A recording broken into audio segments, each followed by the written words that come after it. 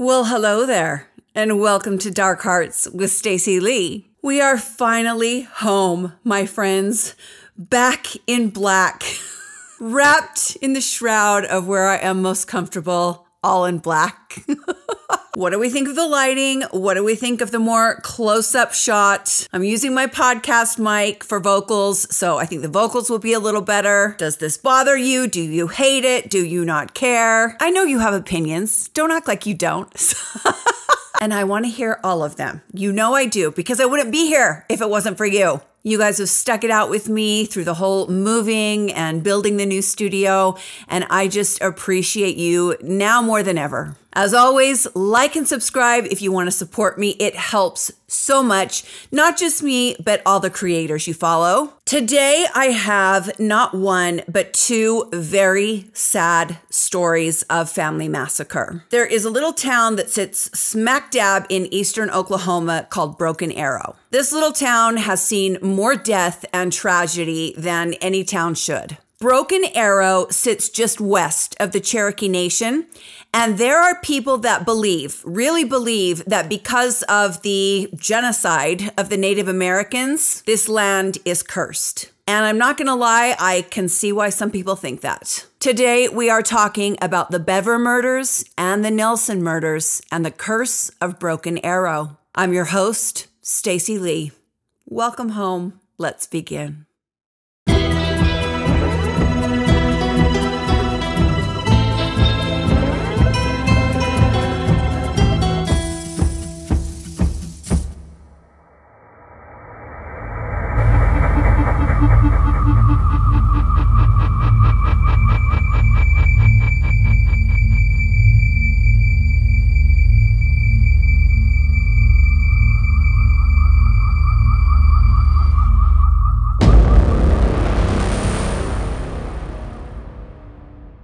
Our story begins in this little Oklahoma town that's home to about 117,000 people. There's a really pretty little downtown area with shops and restaurants, museums, and libraries. Broken Arrow is very much a place where people work hard and play hard. The town leaders tout Broken Arrow as a youthful, thriving community. They also say that it's a great place to raise a family. The leaders of Broken Arrow claim it is one of the safest places in the country. They've actually just spent $50 million to revitalize the downtown area. Why?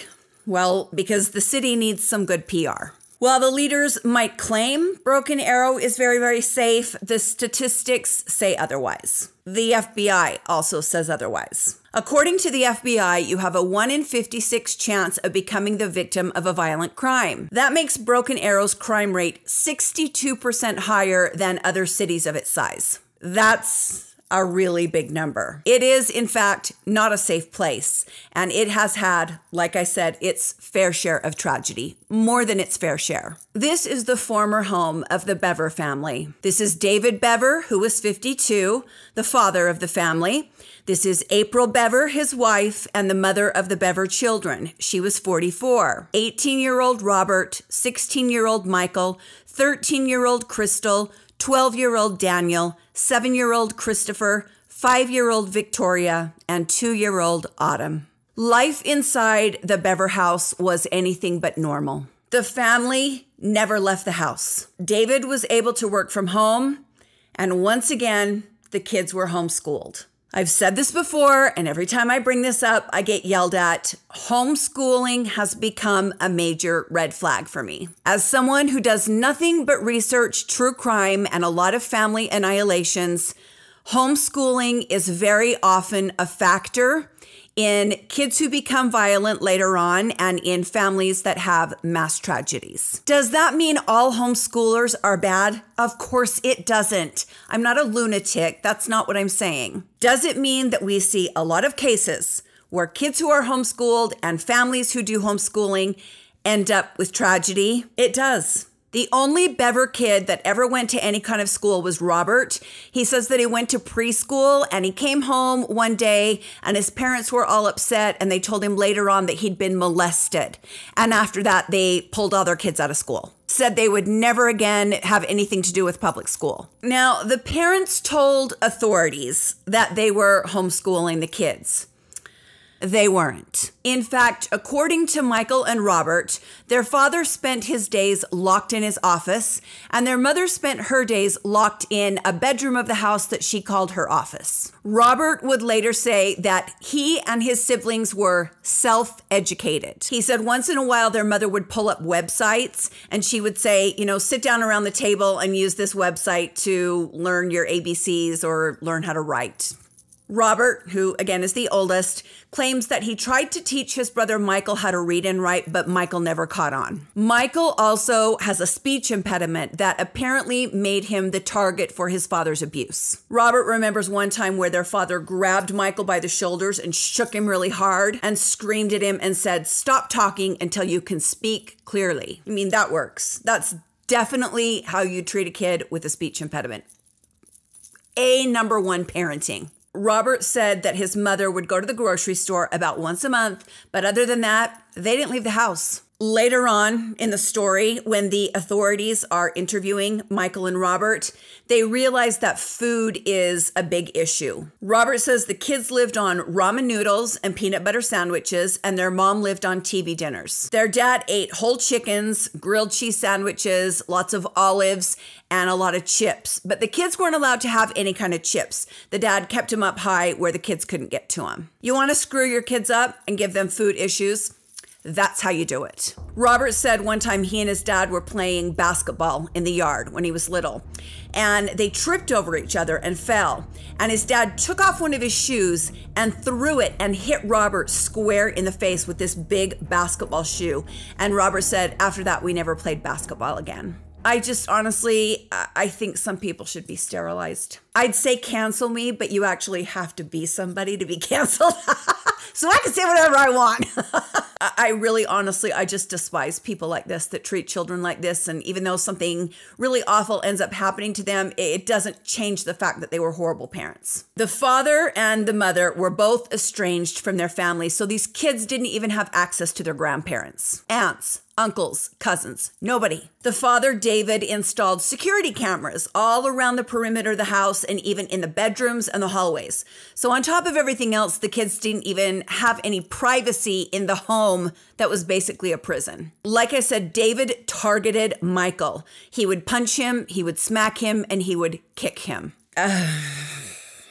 Robert and Michael got really into video games, and especially role-playing games. The kind of games where you can win pieces of armor and build up your suit of armor, build up your fortress, and collect weapons, digitally in the game. When Robert got a little older, he was allowed to have a little job not far from home, and he spent every single nickel that he had buying knives and knife sheaths and actual pieces of body armor online. He wanted to become, in real life, the video game characters from his games. Robert would later say that his mom told him, "You have no identity of your own. All you want to do is be the people in the video games." It's a nice thing for a mom to say to a kid.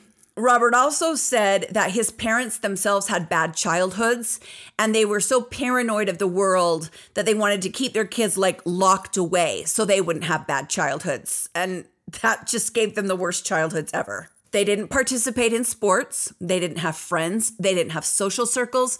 They didn't get to do any extracurricular activities. They were basically prisoners in this house, and I find the whole thing just upsetting. Robert would later tell people that there were months when no one would leave the house. They would stay in this house for months on end. He found out when he was a little bit older that his father, David, would go to a casino nearby and gamble once a week. He didn't know that when he was younger. His dad got to go do what he wanted, but nobody else did. This story reminds me of the zombie dad. Remember that horrible story about that crazy meth head dad that just, those two brothers, and the whole thing ends in tragedy. It just, I cannot imagine what it would be like to have such horrible, neglectful parents. But I know some of you know what that feels like, and my heart goes out to you. It really does, because I don't know what that's like. Robert and Michael, by the time they're 16 and 18, are really lost in a world of fantasy. They start to talk about how they want to be famous, and they don't have talents that they've developed or honed. They've never been exposed to life outside their house, but they knew for sure there was one way they could get famous, and that was by becoming killers. They started to study the Columbine killers. They started to study the Aurora movie theater shooting. They talked about getting their names in the newspaper, and they talked about having their own Wikipedia page. They wanted to be famous, and they wanted their names in the news, and they knew the only way that would happen was if they did something unthinkable.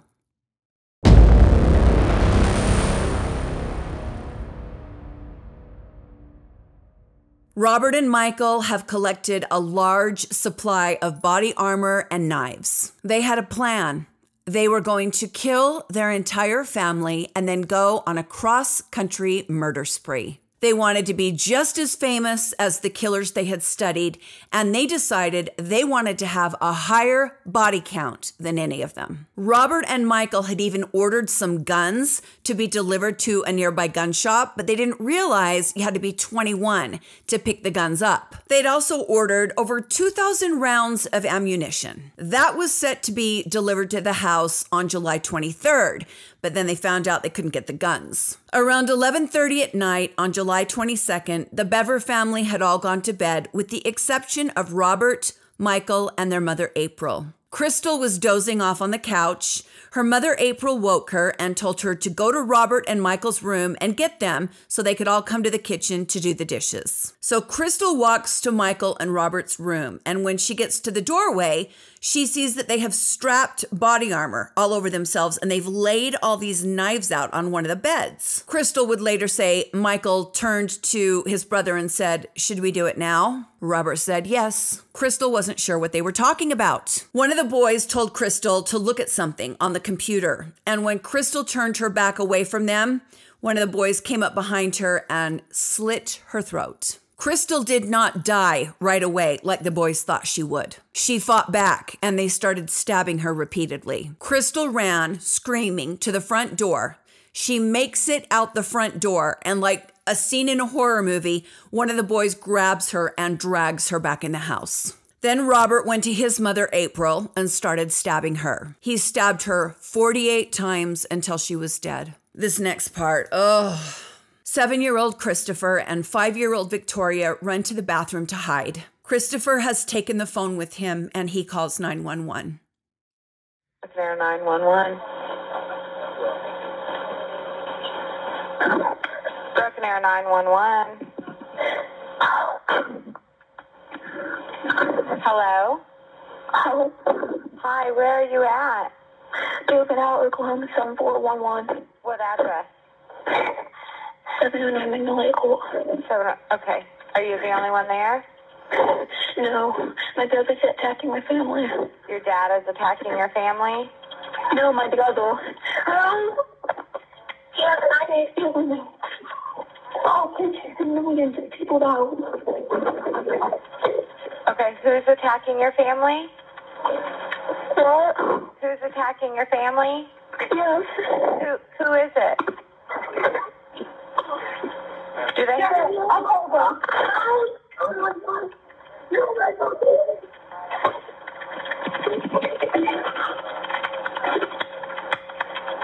Are you there?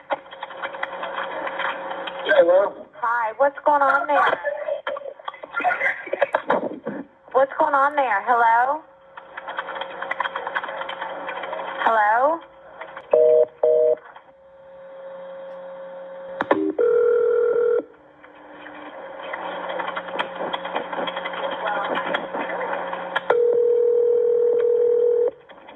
We're sorry. Your call cannot be completed as dialed. Disconnected. If you feel that you have reached this recording in error, please... What you heard at the end was Michael taking the phone and smashing it on the floor. How did Michael get in the bathroom when it was locked? This is how evil these two boys are. Michael stood outside the bathroom door and begged for his brother and sister to let him in, saying Robert was going to kill him. And so the little kids let him in, and then he killed him. I'm not going to go into the details. 12-year-old Daniel had run to his father's office and locked himself in there. Michael went to the office and used the same ruse, telling Daniel, Robert's going to kill me, let me in. When the little boy opened the door, Michael and Robert were standing there. Michael turned to Robert and said, he's all yours.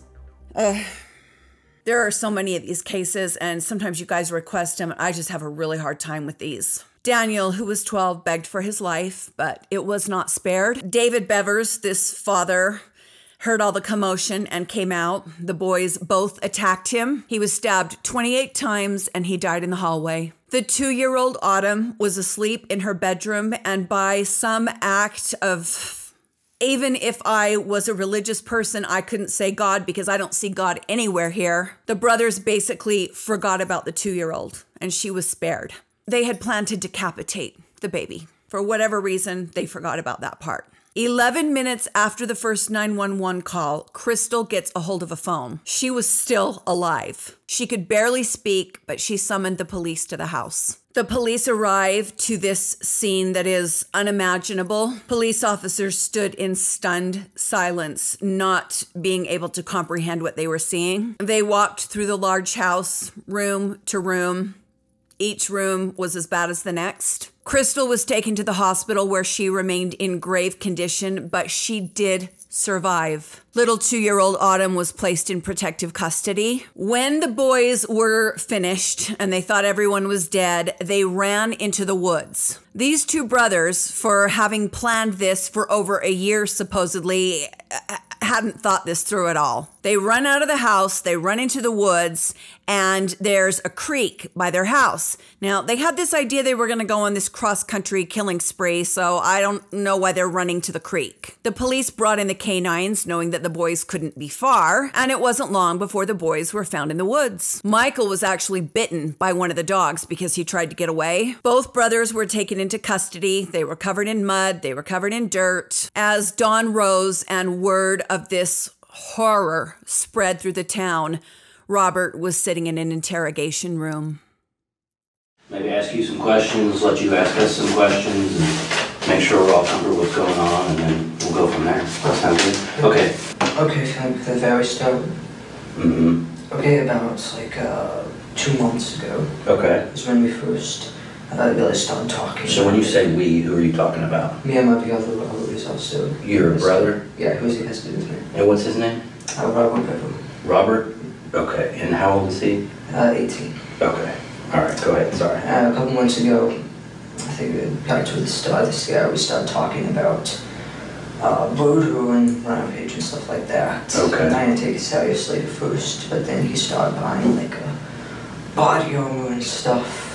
Where did he buy body armor from? eBay and Amazon. Oh, okay. Yeah, legal. Does he have a job? He did at Mike Tech. He quit at the start of the year.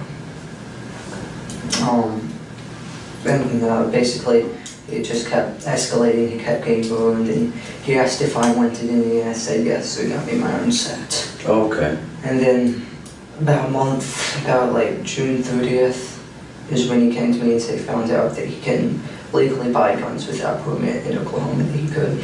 Okay. And that's when he started planning.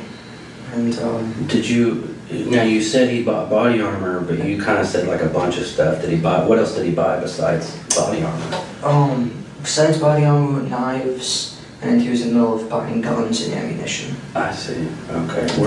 Where did he buy the knives from? eBay too. Okay. Can you tell me like how many knives or what they looked like or anything like that? I think he had about 3 normal knives and then 1 small kit in packs. Okay. And then the guns, where did he start buying guns from? He bought them online. I think the website's like Bud's Gun Shop, and he bought 2 Glock 41s, and a shotgun. I forget, it's like a Mossberg, I think. Oh. Bought the Glock stuff with a website called Bud's Gun Shop, I think. Okay. And he bought the Mossberg off of the official website, and then had them shipped to like Okinawa Gun have now gone live, so they're actually about now waiting for him. So they were. It comes out in one of these interviews, the boys told the police that all of their plans to commit these murders were on a thumb drive. So the police go to the house, they find the thumb drive, and they do indeed see that the boys have been planning this for a long time. The police gathered all the house computers, the surveillance footage from all the cameras placed around the property, and then they discovered that the boys were planning on videotaping this whole thing. They were going to take the surveillance footage from around the house, and they were going to post it online. They were going to make two videos. One of the videos was going to be very graphic and was going to show all of the bodies. Then they were going to make a second video not showing the bodies so that video could be posted on this platform. They knew that they couldn't post certain things on this platform, so they had it all planned out. They said the second video would be G-rated. The two brothers went on trial, charged with first-degree murder. Also, of course, one count of attempted murder for Crystal. Michael's attorney tried to argue that, he was still a child, 16 years old, and he should be treated as such. The only thing the judge would do is take the death penalty off the table. Both defense attorneys claimed that the boys had been abused, and that is part of the reason they did what they did. Okay, so the parents abused them. Why did they kill their siblings? Both boys were convicted. Robert Bever ended up pleading guilty on all counts. He was given 5 life sentences without the possibility of parole, plus an additional life term. Michael Bever was given 5 life sentences with the possibility of parole. On July 15th, 2019, Robert Bever tried to attack somebody in the prison. He was quickly subdued. This kid looks like he weighs 90 pounds soaking wet. The brothers are housed in different correctional facilities in Lexington, Oklahoma. Robert now has tattoos on his knuckles. On one hand, it says LWOP times 5.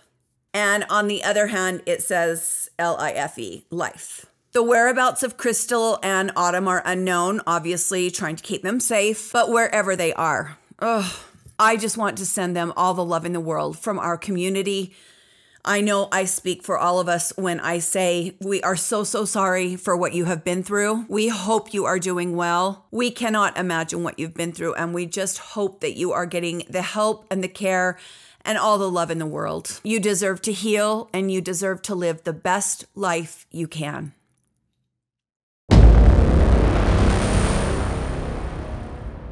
As if one horrific family massacre story is not enough for a town, Broken Arrow has 2. There was a family annihilation on October 27th, 2022.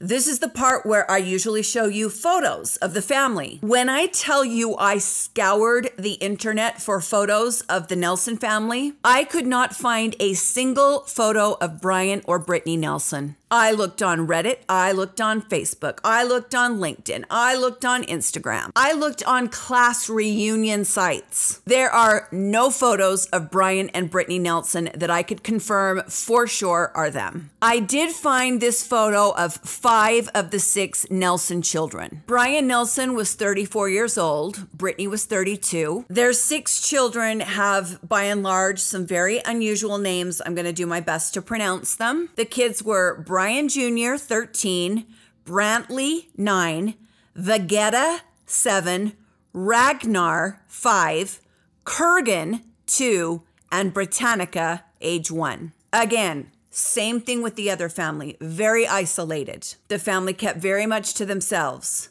Again, homeschooled. The homeschooling situation for me has become what I call a pit bull situation. When I was working as a paralegal, if you're new here, I ran a law firm as the head paralegal. This is part of the story I've never really told here because I don't have permission, but I am a certified paralegal with the state of Utah. During the years that I worked there, I would say we had about 15 dog bite cases. I had to do so much research on dog bites. The things that I learned forever changed the way I feel about dog ownership. This is something I refuse to discuss with my friends because it just always devolves into an argument. It is a fact that most dog bites are caused by pit bulls, and no amount of my pit bull is a baby that wouldn't hurt a fly is going to change that fact. My husband's mother had 2 pit bulls, a mother and a daughter. She had those dogs for like 9 and 11 years. One day she came home and the daughter had ripped the mother's throat out. I have seen things I would love to scrub from my brain. wounds inflicted by pit bulls. There's a thing here in the West called Rocky Mountain Jury Verdicts and Settlements.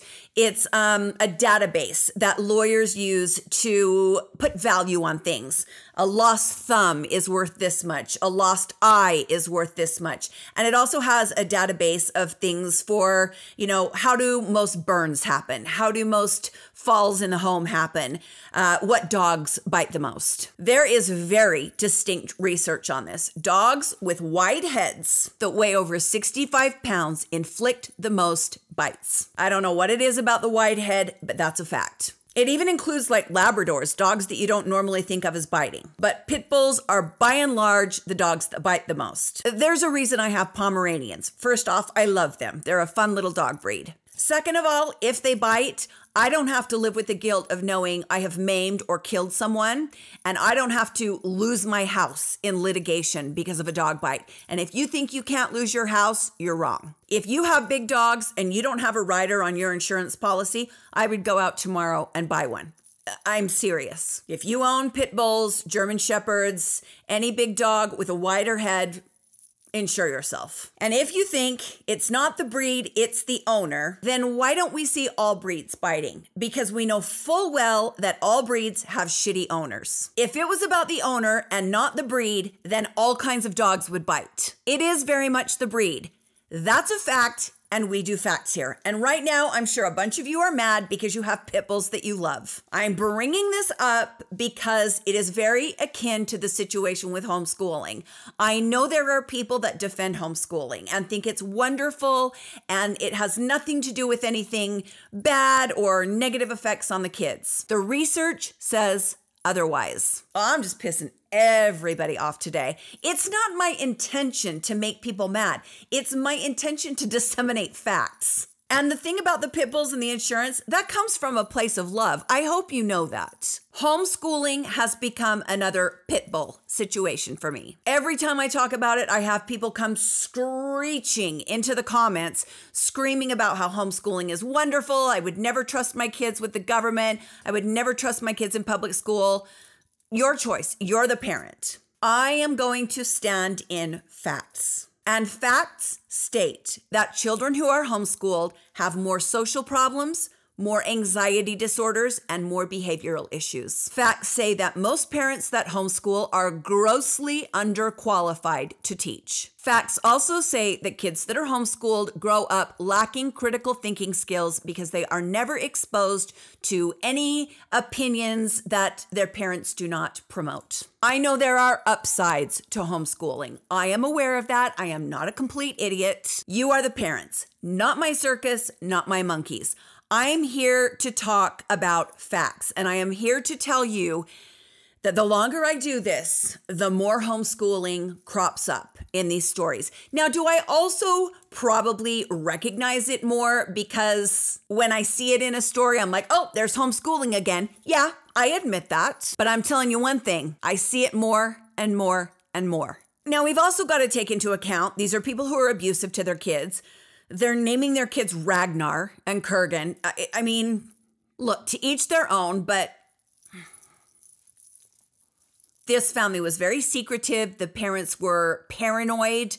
They didn't leave the house. They kept the kids kind of as prisoners, but there are some things we know. In 2019, Brian reported that the family only made $4,510 in income. They were living off federal benefits and state benefits. And they also just kept having kids. The family had just filed a bankruptcy. Apparently, when Brian was in his 20s, he had a job stocking at a big box store, like a Walmart or a Target or something.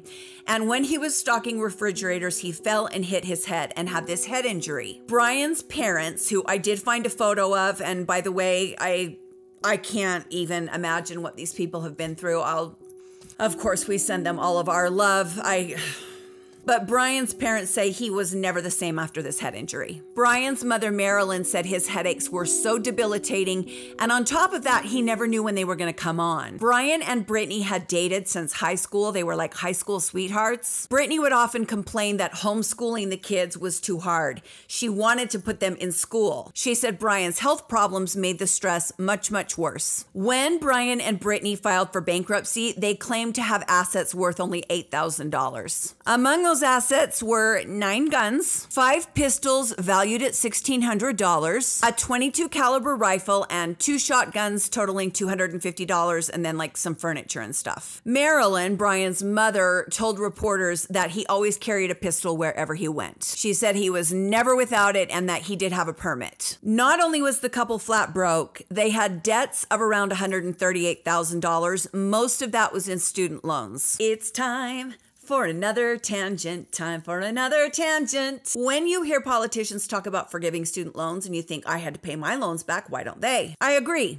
If the loans were legal. The laws have changed, but there was a time when you could charge such outlandish interest rates that people will never be able to pay their loans back. Predatory lending was a real thing. It happened to Jason and I. I know people, personally, who borrowed $80,000 to get through college. They are now in their 50s and they still owe almost half of that. They've paid their loan back like 3 times. Those are the loans they're talking about forgiving. So again, let's just all be educated before we speak on these things. If you take out a loan, I think you should have to pay it back. But if the interest rate is so high that you never can, that's a problem. Those loans should never have been legal. My beef in this situation is if Brian can't work, if he's got these debilitating headaches, then the kids need to be put in public school so Brittany can go to work. Leave the 2 little ones home with Brian if he can't work, and then Brittany should go get a job. Instead, they decided to stay home and homeschool their kids when their kids could have been in school and Brittany could have been working. There is always some kind of a solution. There's always a way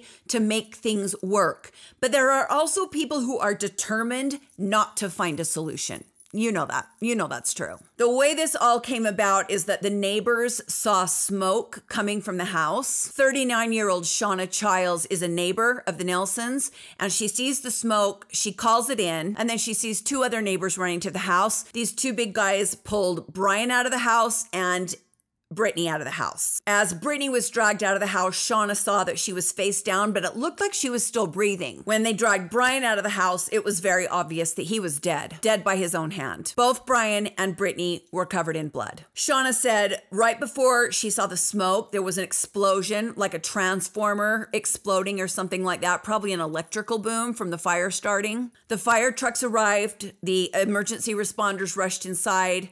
There was, nothing they could do. All 6 children were dead, shot in the head by their father. The firefighters put the fire out and then one by one began to bring the bodies out. Danny Nelson, Brian's father, arrived on the scene. He told authorities that he and his wife were supposed to babysit later that evening. 5 o'clock came when they were supposed to babysit, no word. 6 o'clock came, no word. So he got in his truck and drove to the Nelsons' home. And when he got there, he came upon this horror scene. I guess he had turned on the news and seen that there was a fire in that general area. And then he just kind of felt like, I need to drive over there. And when he did, Marilyn, Brian's mom, just said, she kept saying to herself, this isn't real. This isn't real. The landlord later came forward to talk to the police. And she said that a week before the massacre, Brian called her and said, we want to turn the gas off in the house. He said he thought it was leaking. They could smell gas. And so he just wanted to turn the gas off. And the landlord, Chris, said, it's chilly outside. It's October. The kids are going to be cold. She said, can I send somebody over to look at it? And Brian said, nope, we don't want anybody in the house. They'd been renting from Chris for 8 years. Brandon Berryhill, the police chief, said that they had to set up counseling for the first responders because the scene was, horrific. He said that there were first responders that were really struggling, and I can imagine. Apparently, the reason that Brian and Brittany were pulled out of the house first is because they were in the front of the house. All the kids were in one bedroom, so I don't know if Brian herded them all into one room. I don't even want to think about it. The kids did not have smoke in their lungs, so they were dead before the fire started. It appears that the debt and the headaches and the not working was just all too much for Brian, and so he took the coward's way out. Just like all family annihilators, I can't wrap my head around it. You want to go, but don't take the babies. It's horrific. It's inexcusable. It doesn't matter how bad things are. Things can always get better. But when you do something like this, there's no chance of that. We always talk a lot about the psychology of the family annihilator, but the fact of the matter is, in this story, we just don't know much about Brian Nelson. Other than the fact that he had this debilitating head injury, he stayed home, that's about it. He didn't have friends, so we can't ask them. He didn't have work associates. We can't ask them. Yes, he's in the category of family annihilator, but we just don't have a lot of information. I think, the question we really need to talk about is what is going on in Broken Arrow, Oklahoma. Like I say, according to many people, it's cursed. There are theories that because Native American tribes were wiped out so long ago, the land is cursed. There are theories that the sorrow that was caused by what happened there has remained, and the sorrow lives on in these families. I don't much believe in curses, but if I did, I would have to say that Broken Arrow might be a cursed place. Thank you for joining me today on Dark Hearts with Stacy Lee. Two really sad stories today, but we've got to talk about these things. If we don't talk about these things, there is never any chance we're going to understand them better. Hit the like button if you like the video, subscribe to the channel if you want to see more from me, and you can also join my Patreon. Some people give a few dollars a month to help keep the videos coming, and I so appreciate you. I'm horrible at giving bonus content, but I'm working on it. We are also in the midst of a fundraiser. Go to this video on my channel. It's just called Fundraiser. It's a couple minutes long. You can watch it and learn everything we are doing to hopefully solve some cold cases and how you can be a part of that. Again, you can listen to the podcasts. This one is Dining with Death. This one is Dark Hearts with Stacy Lee. New episodes every Monday and Wednesday, and they're both on Apple and Spotify. You can follow me on TikTok, on Instagram, on Facebook. I say this a lot, but I really mean it. I appreciate every single one of you. I know you have so many options of things to watch, and the fact that you spend a little bit of time with me, it just means the world to me. Stay safe, my friends, and be kind to each other. And I will see you next time on Dark Hearts with Stacy Lee. Bye.